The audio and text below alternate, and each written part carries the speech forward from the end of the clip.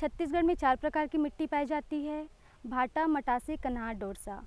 सभी प्रकार की मिट्टी में हम सरसों की खेती कर सकते हैं, लेकिन इसकी अधिक पैदावार के लिए हम मटासी और कन्हार की मिट्टी में इसका सोइंग करेंगे। अब हम बात करते हैं कि सॉइल का पीएच मान कितना होना चाहिए, हमारे भूमि का पीएच मान कितना होना चाहिए। तो भूमि का पीएच मान होना चाहिए 7 से 7.5 इसका पीएच मान होना चाहिए, जिसमें हम अच्छे से इसकी खेती कर सकते हैं। अब बात आती है कि हमारे भूमि की, हमारे सॉइल की कंडीशन कैसी होनी चाहिए। तो जल भराव से मुक्त होना चाहिए, उचित जल निकास होना चाहिए, ऑर्गेनिक जो कार्बनिक पदार्थ है उससे भरपूर होना चाहिए, उसमें हम इसका उत्पादन बहुत अच्छे से ले सकते हैं। अब हम बात कर रहे हैं भूमि की तैयारी कैसी करनी चाहिए, क्या क्या हमको आवश्यकता होती है सरसों की बुआई से पहले। तो हम सबसे पहले मिट्टी पलटने वाले हल से एक बार हम क्या करेंगे, मिट्टी पलटने वाले हल से जुताई कर देंगे। उसके बाद हम 2 बार कल्टीवेटर से जुताई करेंगे और लास्ट में हम इसमें पाटा चला देंगे, ताकि हमारा जो भूमि है समतल हो सके और हमारे बीज का जमाव अच्छे से हो सके।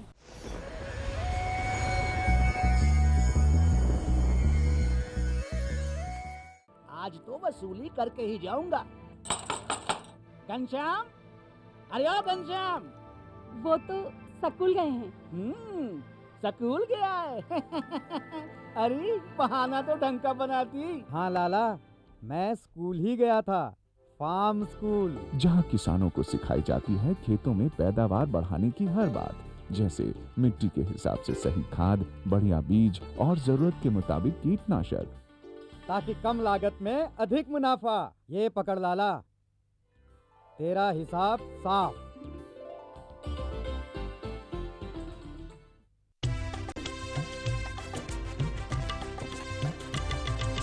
सहकारिता के बल पर विकास के लिए उठे कदम, जन सहकार की ताकत लेकर आगे बढ़ते जाएं हम। जन जन ने इस क्रांति में है विश्वास जगाया, हम सब ने मिलकर विकास का परचम है फहराया। दूर जहाँ सूरज उगता उस धरती से मैदानों तक, हिम शिखरों के श्वेत बर्फ से हिंद महासागर तक। श्वेत क्रांति हो, हरित क्रांति या ग्राम विकास की बात, एकता ही धर्म हो, अब चाहे दिन हो या रात। कृषि मंत्रालय, भारत सरकार द्वारा जनहित में जारी।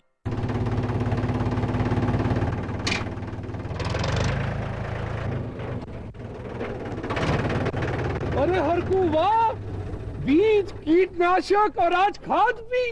अरे इतना खर्चा कहाँ से? अरे खर्च की चिंता किसे है, मेरे पास है ये किसान क्रेडिट कार्ड। कार्ड? अरे बैंकों द्वारा जारी इस कार्ड से किसान उसकी सीमा तक की रकम कभी भी बैंक से निकलवा सकता है और खेती बाड़ी की सामग्री कभी भी खरीद सकता है। तो हरकू भैया एक कार्ड मेरे लिए भी। किसान क्रेडिट कार्ड के लिए नजदीकी बैंक से संपर्क करें और पाएं ढेर सारे लाभ।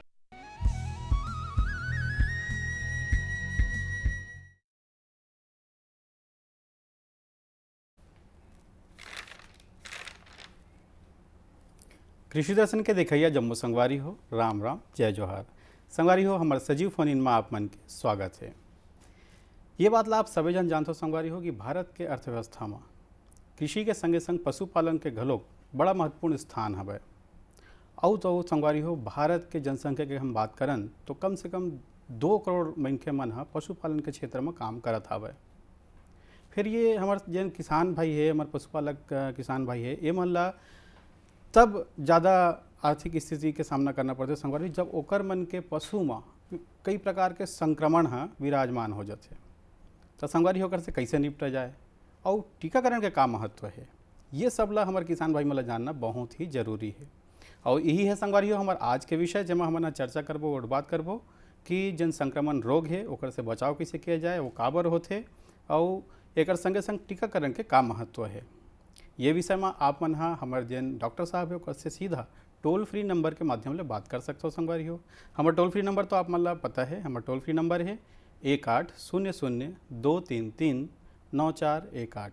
संगवारी हो यही विषय में ढेर चर्चा करे बर गोड़ बात करे बर आज हमारे संग में है डॉक्टर मनीषा वर्मा, पशु चिकित्सा सहायक संलग्न धमधा दुर्ग जिला ले। हमारे कार्यक्रम में आपके बहुत बहुत स्वागत है। और जिसे हमारे संगवारी भाई मन के फोन आवे ओकर ले पहले हम जानना चाहबो कि ये संक्रमण रोग जो बोलथन जो पशु में होते ये का चीज़ है। सबसे पहले तो कृषि दर्शन के समस्त दर्शकों को मेरा नमस्कार।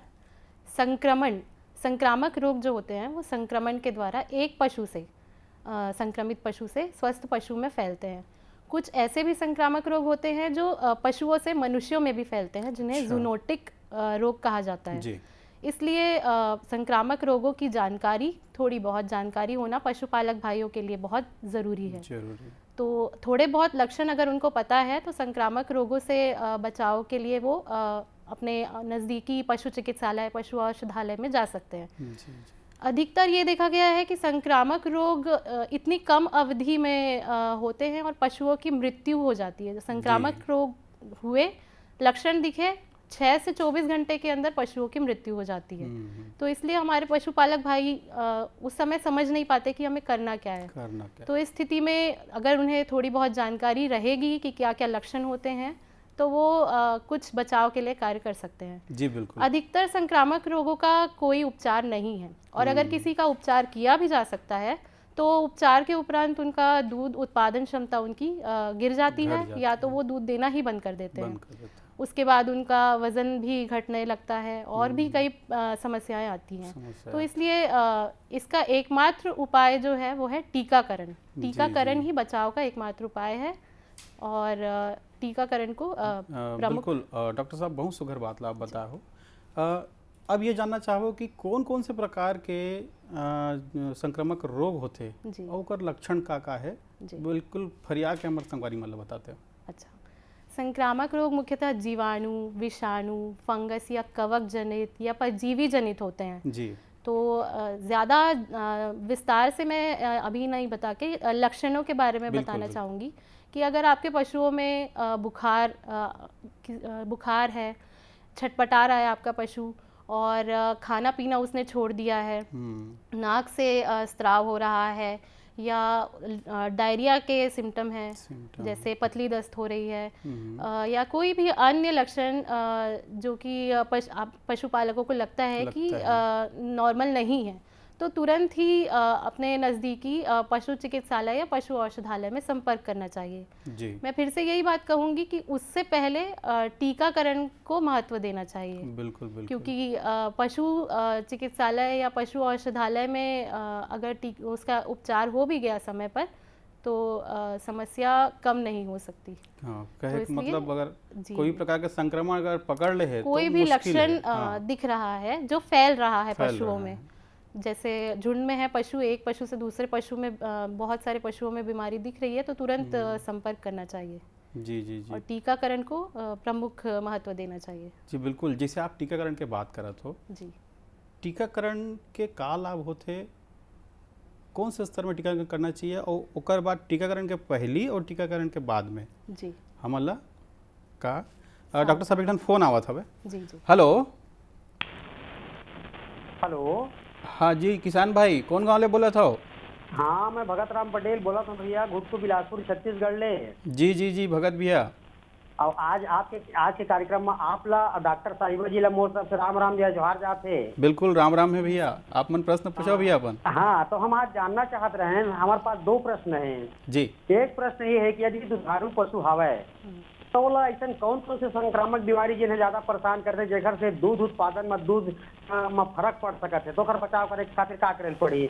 और दूसरा चीज ये है कि हम कई नस्ल के गाय पशु पालतन तो कौन सा पशु नस्ल के पशु में ज्यादा संक्रामक बीमारी हो की संभावना होते एक बारे में जानना चाहते रहे हैं। बिल्कुल, बहुत अच्छा प्रश्न है आपके जी डॉक्टर साहब। सबसे पहले तो मैं आपको बता दूं कि छत्तीसगढ़ में जिस परिवेश में जैसा मौसम रहता है तो जो संकर नस्ल की पशुएं होती हैं जी, उनमें संक्रामक रोग के फैलने की संभावनाएं ज़्यादा होती हैं। अच्छा। और टीकाकरण अगर उनमें हुआ है तो डरने की आवश्यकता नहीं है, बस आपको ये ध्यान देना है पशु क्रय के समय कि उसका टीकाकरण चार्ट आपको पशु विक्रेता प्रदान कर रहा है कि नहीं। और दूसरा प्रश्न जो आपने किया कि कौन कौन से पशु हैं, पशुओं में कौन कौन सी बीमारियां ऐसी होती हैं संक्रामक जो उनकी दूध उत्पादन क्षमता को कम कर देती हैं। तो सबसे गंभीर जो दूध उत्पादन कम करने वाली एक बीमारी होती है वो है संक्रामक गर्भपात, जिसे कि ब्रूसेलोसिस कहते हैं। उसका जो टीकाकरण है वो मादा पशुओं में 5 माह की उम्र तक ही लगाया जाता है। उससे बड़ी जो गाय होती हैं या भैंसी होती हैं उनमें नहीं किया जाता है, क्योंकि वो एक ही बार होता है, उसके बाद जीवन में उसका और टीकाकरण नहीं होता है। अगर इस बीमारी से आपके पशु संक्रमित हो जाते हैं तो उनका आखिरी जो वो होता है गर्भधारण के जो आखिरी 3 महीने होते हैं उसमें गर्भपात होने की संभावना होती है। और दूसरा है कि दूध उत्पादन क्षमता उसकी हमेशा के लिए कम हो जाती है। तो इसलिए आपको ये ध्यान में रखना है कि आप जब भी पशु क्रय कर रहे हैं तो सबसे पहले उसमें क्या क्या टीके लगे हैं ये आप अपने पशु विक्रेता से इसका जो है जानकारी रिटर्न लिखित तौर पर अपने पास रखिए। जी जी जी। और भी बीमारियां हैं जैसे कि एचएस होता है, जिसको एचएस बीमारी में ऐसा होता है कि अगर आपका पशु बहुत लंबा सफ़र कर रहा है, अगर आपने पशु क्रय किया है उसको बहुत लंबा सफ़र करके आप कहीं से लेके आए हैं तो एचएस बीमारी होने की संभावना होती है। उसे गलघोटू कहते हैं। गलघोटू उसे इसलिए कहते हैं क्योंकि उसमें गला या गर्दन जो होता है वो सूजने लगता है। अच्छा। और उसकी वजह से गले घुटने की वजह से मुख्यतः पशु की मृत्यु होती है। जब तक लक्षण दिखते हैं और जब तक पशुपालक समझ पाते हैं तब तक मृत्यु हो जाती है। अगर उसका ट्रीटमेंट कर भी देते हैं एंटीबायोटिक से तो उसमें दूध उत्पादन क्षमता उसकी कम। डॉक्टर साहब एक और फोन आवा थे। Hello hello hello. हाँ जी किसान भाई, क्या नाम है आपके? कौन गाँव ले बोला था? मैं लोरनी हटगांव ले बोला था जी। हेलो जी जी। मैं लोरनी हटगांव ले बोला था जी। भैया क्या नाम है आपके? परसराम ध्रुव जी। परस भैया आप मन अपन प्रश्न पूछाओ। आए अभी गैया है 1 हफ्ता पहली बछड़ा दे रही थी, बछिया पीला जी। और डॉक्टर का बुलाए मैं। हाँ हाँ। सरकारी हॉस्पिटल से जी जी। तो आई उमर और बुखार है कैसे 103 डिग्री बताई। हाँ हाँ। उसके बाद 1 घंटा बाद इंजेक्शन भी लगाई, 2 इंजेक्शन। हाँ हाँ। उसके बाद बच्चिया खत्म हो गई 1 घंटा के बाद। तो कोई क्या करना चाहिए तो अगले बार ऐसे कोई समस्या हो तो। हाँ जी डॉक्टर साहब। मैं आपको वही बात फिर से कहना चाहूँगी कि गर्भधारण से पहले अगर आपकी मादा पशु में सभी प्रकार के टीकाकरण हुए हैं और आपकी पशु का आहार सही है, उसे मिनरल मिक्सचर आप दे रहे हैं, उसका आहार संपूर्ण तरीके से आप ध्यान दे रहे हैं, उसको साफ़ सुथरी जगह पे रख रहे हैं, तो ये ऐसी बीमारियां उनके बछड़ों में बछिया में होने की संभावनाएं कम हो जाती हैं। जी। और डॉक्टर साहब कहा जाए कि जम्मो प्रकार के रोग से बच्चे के एक ही तरीका है टीकाकरण। जी। तो किसान भाई संक्रामक रोग हैं जो जी जी संक्रामक रोग से तो टीकाकरण के पहली का परिस्थिति होना चाहिए, कैसे ढंग के देख रेख करना चाहिए, टीकाकरण के बाद कैसे ढंग के देख रेख करना चाहिए, ये ला बताते हैं। जी। टीकाकरण से पहले मुख्य तौर पर जो जानवर होते हैं उनमें कोई बीमारी ना हो और कृमि ना हो, इसके लिए कृमिनाशक दवाइयाँ 2 हफ्ते पहले ही उन्हें पिला देनी चाहिए जी। और जब टीकाकरण कर रहे हैं तो ध्यान देना चाहिए कि जो पशुपालक भाइयों को भी थोड़ा बहुत ध्यान रखना चाहिए कि जो टीका है वो ठंडा है, फ्रिज से निकाला गया है, ज़्यादा देर नॉर्मल टेम्परेचर में नहीं है, क्योंकि नॉर्मल टेम्परेचर में टीका असर नहीं करता है। बिल्कुल। तो ये चीज़ आपको ध्यान रखनी चाहिए। दूसरा, टीकाकरण के समय पशुओं में कोई रोग नहीं होना चाहिए, किसी भी रोगी पशु में नहीं करना है जी। वृद्ध पशु में टीकाकरण नहीं करना है जी। और जितने भी कमज़ोर पशु हैं जिनकी वज़न कम है, जो खाना पीना छोड़ चुके हैं, उनमें भी टीकाकरण नहीं करना है। मुख्य रूप से स्वस्थ पशुओं में ही टीकाकरण करना है जी। और टीकाकरण के बाद ये ध्यान रखना चाहिए कि 2 हफ्ते तक कोई भी एंटीबायोटिक, कोई भी कृमिनाशक दवा या कोई भी रोग प्रतिरोधक क्षमता कम करने वाली दवा 2 हफ्ते तक ना पिलाएं अपने पशुओं में। जी। तो टीकाकरण बर हमारे जन किसान भाई है वो जिसे को नंबर जाल पढ़ी कैसे होकर पेपर ला तैयार करना है, कैसे कहाँ जाना है, कैसे करना चाहिए? इसके लिए किसी भी पेपर वर्क की आवश्यकता नहीं है। हमारे केंद्र सरकार और राज्य सरकार की तरफ से बहुत सारी जो संक्रामक बीमारियां हैं उनका टीकाकरण मुफ्त में किया जाता है। तो साल में एक बार या 2 बार समस्त बीमारियों का टीकाकरण हमारी केंद्र एवं राज्य सरकार की तरफ से मुफ्त में किया जाता है। तो इसके लिए पशुपालक भाइयों को ज़रूरत है कि वे अपने नज़दीकी पशु औषधालय या पशु चिकित्सालय में संपर्क करें। जी डॉक्टर साहब एक फ़ोन आवत है। हेलो हेलो हेलो जी किसान भाई, क्या नाम है आपके, कौन गाँव ले बोला था? संजय गुप्ता बोला था, गेंदा टोला ले। अच्छा, आप मैंने अपन प्रश्न पूछो भैया संजय भैया। ये गाय रखना है तो टीका कौन कौन से लगाना है?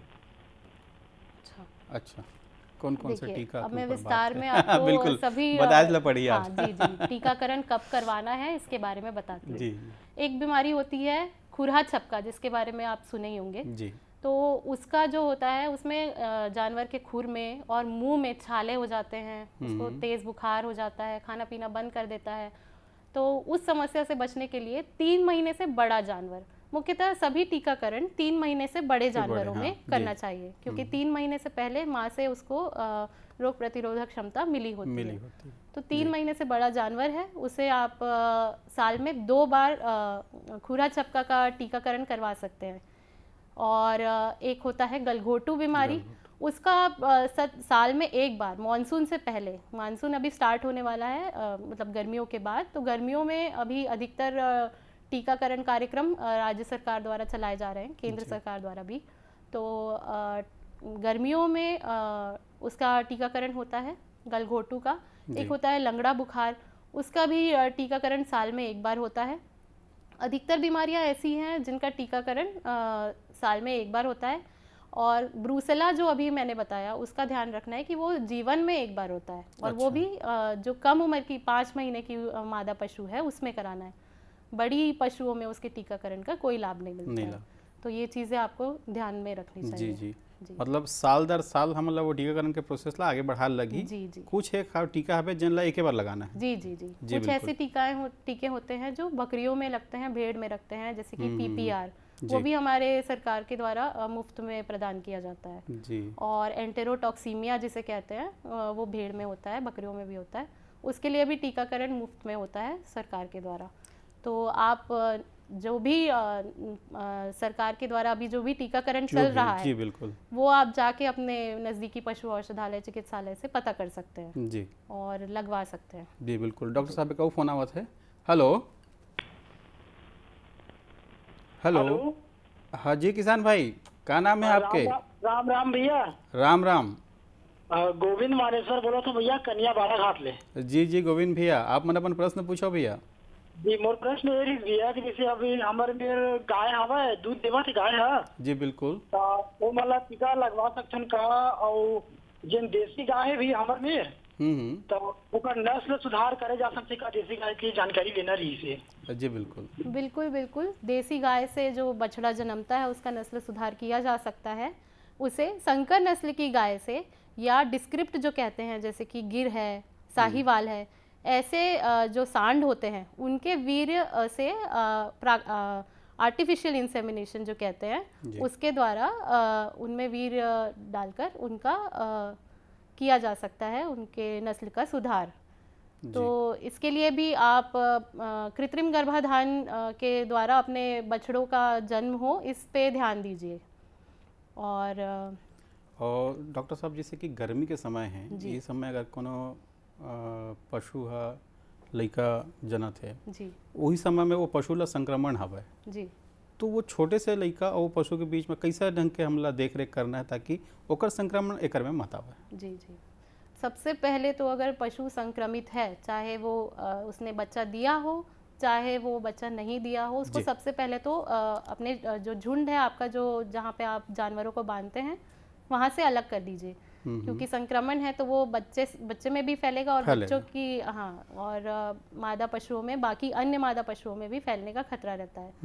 दूसरा ये है कि जो साफ सफाई है और जो चारा है, जी। चारा जिस पशुओं में जो एक पशु का चारा दूसरे पशु को ना खिलाएं, और जो जहाँ पे आप पशुओं को बांध के रखते हैं वहाँ की साफ़ सफाई करके रखिए, डिसइंफेक्टेंट छिड़क के रखिए अगर उस पशु को अलग किया है तो उस जगह पे। और ऐसी छोटी छोटी साफ़ सफाई और ऐसी सावधानियाँ बरतने से वो रोग पनपने से आप रोक सकते हैं। जी। और 3 महीने तक तो मैंने बताया कि कोई टीकाकरण नहीं करवाना है, लेकिन 3 महीने के बाद जो पशु जना है, जो बछिया या बछड़ा है, उसका टीकाकरण अवश्य कराइए। जी डॉक्टर साहब, कई ठन टीकाकरण आए के बाद में कई ठन बीमारी है तो दूर हो गए। जी।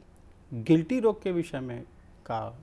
गिल्टी रोग यानी कि एंथ्रेक्स, अभी काफ़ी समय से हमारे छत्तीसगढ़ में गिल्टी रोग की समस्या नहीं देखने को मिली है। जी। तो इसलिए उसका टीकाकरण अभी फ़िलहाल तो नहीं हो रहा है। जिस क्षेत्र में आउटब्रेक हुआ है यानी कि गिल्टी रोग बढ़ा है, तो उस क्षेत्र में वैक्सीनेशन जो है, टीकाकरण जो है उसका किया जाता है।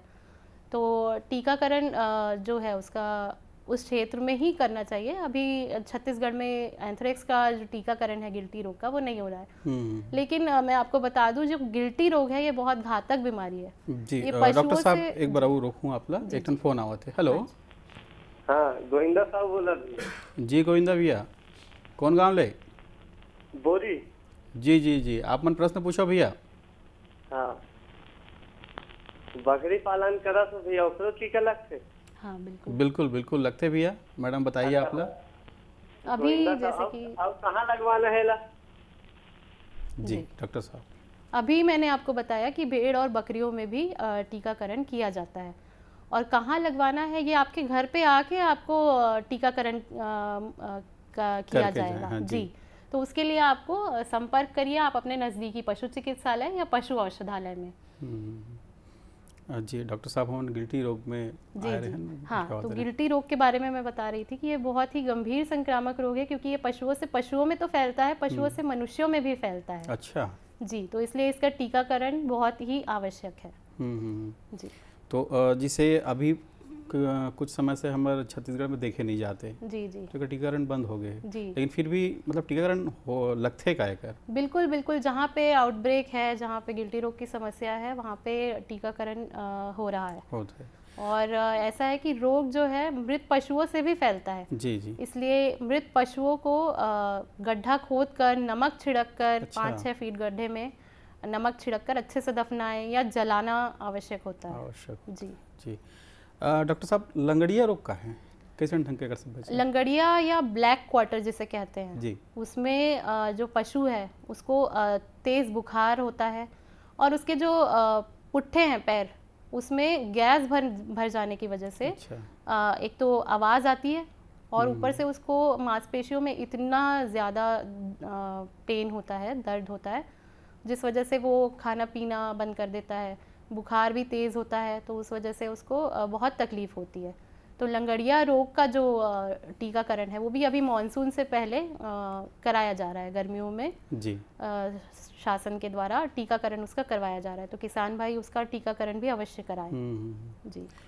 पशु में चेचक घलोक होते कैसे? जी। एकर लक्षण का है, एकर टीकाकरण कैसे होगा? जी, जो चेचक बीमारी है ये भी उसी प्रकार की बीमारी है जो पशुओं से पशुओं में भी फैलती है, और पशुओं से पशुपालकों में भी फैलने का खतरा रहता है। माता जिसे हम कहते हैं। तो उसमें भी आपके पशुओं में छोटे छोटे फफोले, उसके सॉफ्ट जो शरीर है उसके ऊपरी हिस्से में फफोले, पैरों के अंदरूनी हिस्से में फफोले देखने को मिलेंगे, तेज़ बुखार देखने को मिलेगा। लेकिन चेचक रोग जो है वो इलाज उसका संभव है। जी। उपचार उसका किया जा सकता है। लेकिन बात वही है कि दूध उत्पादन क्षमता उसकी उस ब्याज की दूध उत्पादन क्षमता कम हो जाती है। डॉक्टर साहब, एक फोन आवा थे। हेलो। जी किसान भाई। हाँ नमस्कार। प्रश्न पूछो भैया। बछड़ा ला खतरा हो गए। जी। क्या हो गया? तो का उपाय एक बार फिर से बोलो भैया। बछड़ा गाय के बछड़ा ला खौरा बीमारी हो गई है। खौरा बीमारी? हाँ, जो बाल में झड़ जाते हैं। अच्छा। तो उपाय का है? अच्छा। खुरहा चपका खुरा बीमारी के बारे में आप पूछ रहे हैं शायद। तो अभी मैंने जैसा कि बताया कि उसका इलाज है कि अगर उसके पैर में घाव है या स्त्राव हो रहा है खून का, तो उसमें अच्छे से साफ़ सफाई करवा के, घाव में जनरली कीड़े लगने की संभावना रहती है, तो उसमें जो मीठा तेल होता है, तारपीन का तेल होता है, घाव को अच्छे से साफ़ करके उसमें तेल डाल के रखिए। और एंटीबायोटिक जो होता है उसकी खुराक पशु चिकित्सकों से संपर्क करके खिलानी चाहिए। जी। तो जो बहुत छोटे पशु होते हैं, जो बछिया बछड़े होते हैं, उनमें ये बहुत घातक होता है, लेकिन जो बड़े पशु होते हैं उसमें खुरा चपका रोग उतना घातक नहीं होता है, उनका इलाज संभव है। अच्छा जी। तो ये बाल गलोक निकल जैसे का? हाँ जी, उसमें बाल भी झड़ने लगते हैं और पूरे शरीर में भी उसके जो घाव जैसे होते हैं वहाँ से बाल झड़ने लगते हैं। घाव से स्त्राव होने लगता है रक्त का, और थोड़ा बदबू भी आने लगती है। मुंह में भी होता है, उनको ऐसे छाले हो जाते हैं, और खुर में तो होते ही हैं, तो उस वजह से उनको चलने में तकलीफ होती है, खाने में तकलीफ होती है, खाना पीना बंद कर देगा पशु। और छोटे पशुओं में ज़्यादा गंभीर होता है, बड़े पशुओं में उतना ज़्यादा गंभीर नहीं होता है। डॉक्टर साहब, अगर हम बात करते हैं कि संक्रामक रोग से हम दूर ही रहन जी, एकर पर हमारे जिन पशु हवे मतलब कैसन प्रकार के चारा खिलाना चाहिए? देखिए, पशुओं का जो आहार होता है वो भी बहुत ज़रूरी है, लेकिन अगर आप पशुओं में आहार भी अच्छे से रखें तो भी संक्रामक बीमारियों से बचाव के लिए टीकाकरण ही प्रमुख ज़रूरी है। जी डॉक्टर साहब, समय के थोड़ा अभाव है जी। बहुत सुगर जानकारी आपको हमारे संगवारी भाई मतलब दे हो, एक बार आप बहुत बहुत धन्यवाद। संगवारी हो, आप मन देखो कि कैसन ढंग के आप मन अपन क्षेत्र में टीकाकरण के जम्मो काम ला कर सकते हो। पशुपालन के क्षेत्र में अगर आप आवत हो तो आप मतलब कैसन ढंग के बात के ध्यान रखना है, ये जम्मो गोट बात ला आप मन देखे हो। अगले अंक में फिर मिलबो संगवारी हो, तब तक बर जय जोहार।